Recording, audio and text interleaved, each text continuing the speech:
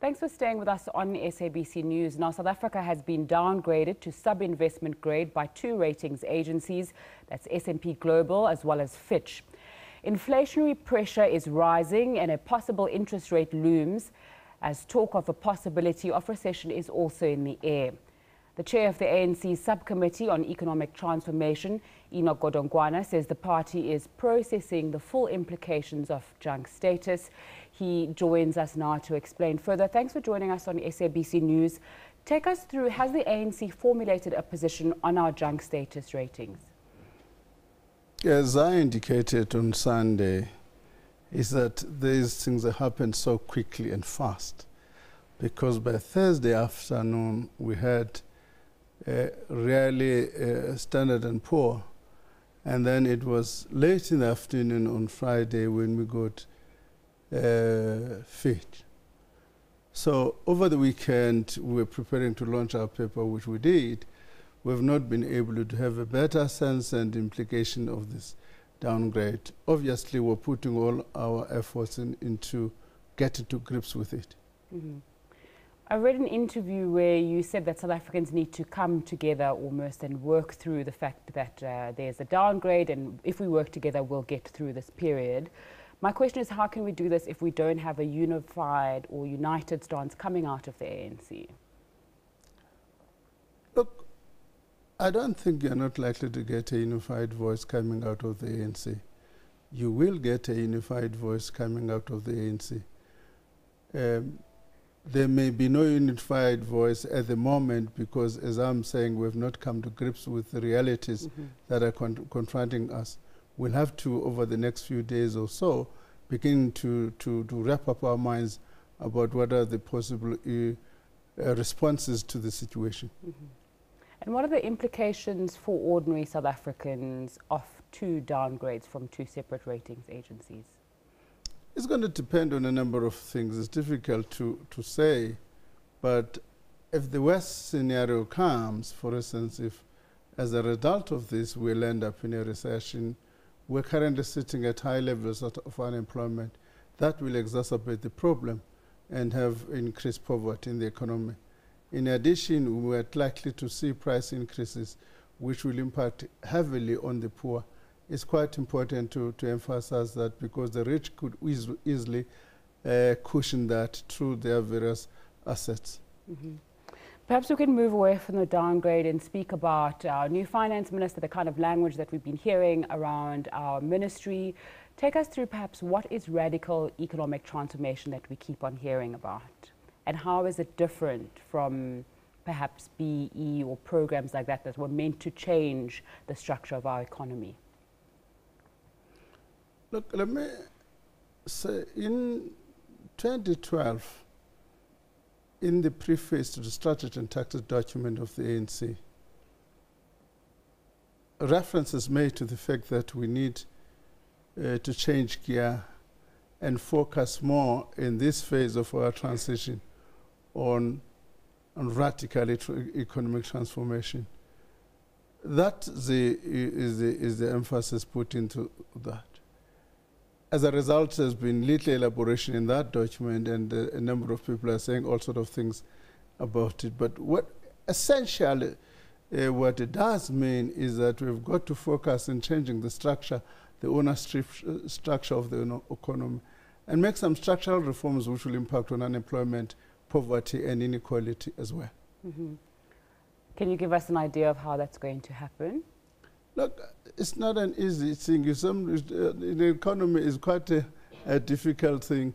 You don't make a declaration and the economic variables come into place. All you need to do is to begin to develop policies that will give effect to the outcome. And those policies take time, because the policy instrument you develop, the transmission mechanism takes longer. So what's the difference between radical economic transformation and inclusive growth that we're hearing Finance Minister Malusi Gigaba speaking more and more about? It depends on the components of radical economic transformation. But let me just give you a sense of what would inclusive growth mean. If you look at State SA and ask the question, what are the key drivers of poverty in this economy? Because an inclusive growth must be, by nature, be focusing on how to deal with the issue of poverty. If you look what are the key drivers of poverty in this economy, key is unemployment, and secondly, is the years of schooling. Clearly, an inclusive growth that does not deal with unemployment is not an inclusive growth. An inclusive growth focus must be, how do you manage to deal with unemployment? How do you restructure the education system in such a manner that you increase the level of schooling and kind of change the skills formation in the economy? Now, you've spoken about transformation, the need for it, the need to change things in our economy. Perhaps I can ask what went wrong with a program like Broad-Based Black Economic Empowerment that was supposed to change some of these things, some of these structural inequalities that we do have in South Africa? Look, I was saying too, addressing other people, I'm saying part of the challenge is that you can't deal with all these policies, whether it's radical economic transformation, whether it's broad-based economic transformation, whether it's inclusive growth, unless you've got a capable state which is able to deliver on these issues. A key ingredient is how do we transform the state in such a manner that it can deliver on this objective. So what has the problem been then?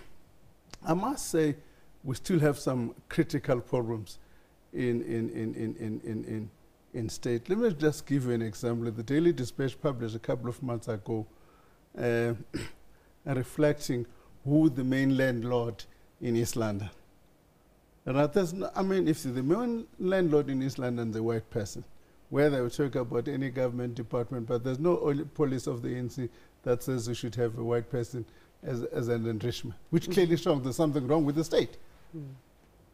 Okay, the constraints as well to broad-based black economic empowerment, do they not also lie in the macroeconomic policy choices that we've made for the past 2 decades? And are we not paying for that now? I mean, it's all very well for academics to say those sort of things. It would be useful to people to pinpoint what those macroeconomic policies they think that. I mean, we are going into a policy conference. We've got an open mind. If people think that these are the policies that are not working, well, quite well. But the problem, the criticism is generic. It does not, it's just a generalized kind of criticism, which does not say these are the specific policies and these are the interventions you need to make. You've also spoken about resistance to transformation and the need to mobilize society behind the ANC's drive for transformation, whichever name you give it. How do you plan to change this resistance or bring people in who are resisting these measures that you'd like to take to correct things to come onto your side?